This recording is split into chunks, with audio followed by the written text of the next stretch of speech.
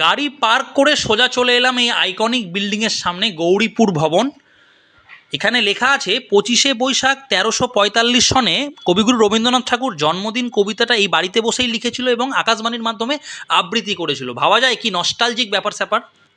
আর ওই উপর থেকে আমরা অফ রাইডিং করে একদম নিচে এসেছি। সামনে বিশাল ফাঁকা এরিয়া, গার্ডেনিং টাইপ করা আছে। আর এই হচ্ছে সেই বিশাল বাড়ি, পিডাব্লিউডি ডিপার্টমেন্টের থ্রু দিয়ে এই বাড়ির রিনোভেশনের কাজ শুরু হয়েছে। আর এখানকার কেয়ারটেকার যিনি ছিলেন তার সাথে কথা বলে যেটুকু বুঝলাম, 78 বছর বয়সে কবিগুরু রবীন্দ্রনাথ ঠাকুর কালিম্পং শহরে 1938 সালে ফার্স্ট টাইম এসেছিল। তখন গৌরীপুরের জমিদার ব্রজেন্দ্র কিশোর রয় চৌধুরী ওনাকে থাকতে অনুরোধ করেন এবং এই বাড়িটা ওনাকে গিফট করে দেন। ভাবো তাহলে।